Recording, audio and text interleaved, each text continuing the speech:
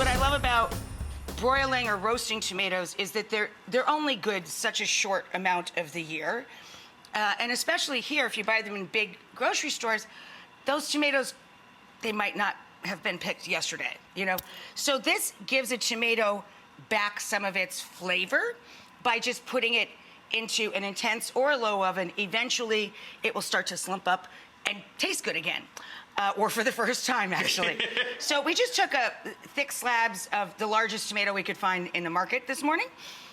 And you put a little bit of olive oil and vinegar on them, thus the name olive oil and vinegar tomatoes, a little salt and pepper. And you broil them until they just start to slump up like this. Do you enjoy baking? I have the 5 things I do really well, yes. All the rest of it, I contract out. Right. And my big tip for people is, you know, Christmas, Hanukkah, right. You know, Thanksgiving, Passover, Easter, all the big holidays, people try to do more recipes that they've never done before, That and is such a terrible non-bakers idea. bake. That's It's a a terrible big idea. tip. So Right. I always tell people, take the 2 or 3 things you're not good at and outsource them. You don't have enough burners anyway. Right. The first tip I think everyone should know is when you're boiling your potatoes, whether it's for mashed potatoes or anything, which today we're going to make my 2-ingredient creamy roasted rosemary potatoes, you should start them in a pot of cold water. Like shapes and sizes, Yes. always start potatoes with cold water. Cold water, do not start the pot boiling and then add the potatoes. Why? You want the potatoes to cook evenly, and if you put them into hot water, just the outside's gonna cook and then the inside's gonna be tough, and that's not And they're gonna all be gonna have great. different cooking times Yeah. if you're peeling and dicing a potato. Exactly. So I like to drop them in, turn up the heat, throw in some rosemary, and let it boil. And then you're just gonna go for fork tender there. Gotcha. Now, it depends actually on what you're making, but I like to go for fork tender because we're gonna roast these. And sometimes people just put these in the oven and not boil them, and I think that you get hard nuggets.